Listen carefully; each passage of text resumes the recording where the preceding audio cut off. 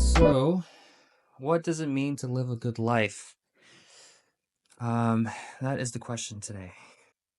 That question's up for debate, and it's been up for debate for who knows how long at this point.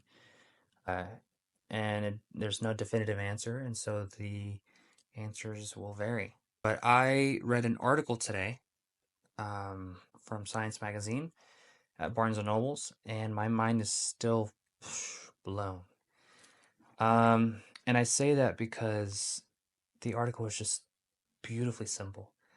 And, it's gotten the closest so far from what I've read from previous articles and books and knowledge that I've absorbed.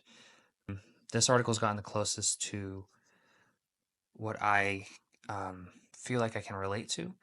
And I say that because afterwards I felt like this boost of motivation, and something clicked in me afterwards that I just felt the need to talk about it and share it with you guys. And so this article is by Scott Barry Hoffman, who is a cognitive scientist and a humanistic. I believe he's taught at Columbia, and he has multiple degrees to his name. So overall, just, a brilliant guy.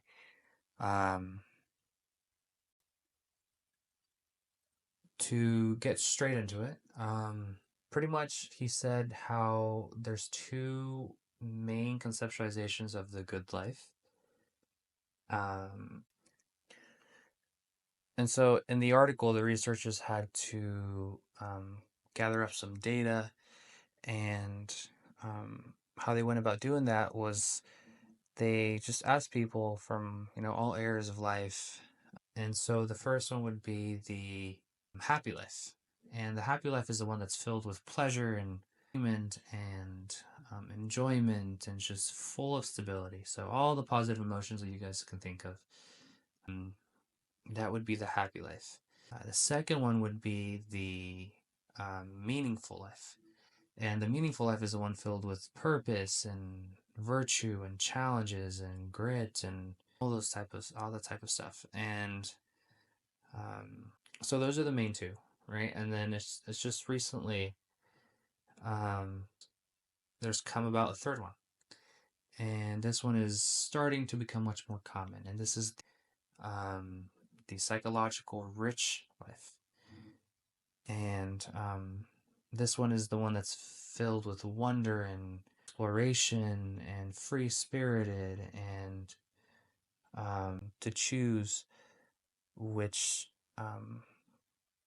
type of life that they would like between the three, right? And the happy, the meaningful, and the psychologically rich. And once enough data was gathered up, it did turn out that more people are striving for that psychologically rich life.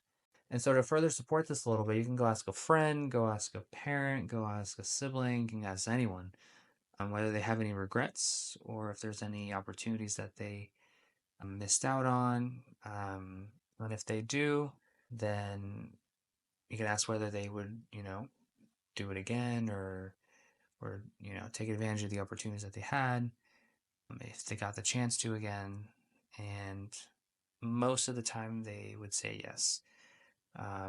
They would say that they missed out on vital experiences in life. And so ultimately we're trying to understand ourselves, right? Our well-being. And and if we're striving to have a psychologically rich life, then we got to take it seriously. And if we take it seriously, we'll be able to deepen and broaden our horizons, right? To be honest, though, at the end of the day, there's not just one acceptable path to a good life. Um, ultimately it comes down to what works best for you, right? And I think personally why my life is much more in tune with the third one, the psychologically rich life, is because just how beautiful and intense it is to be able to experience everything in life. And if there's two key takeaways that I got from this article, is that one, I feel like I'm in a moment in my life where I could feel like a path is being set for me, And, on this path is just a life filled with rich and complex ideas and emotions and experiences that I am just looking so much forward to experiencing or going through, right? Um, and the second one is that this is not a lonely path. More and more people, especially now, are starting to crave this psychologically rich life, right?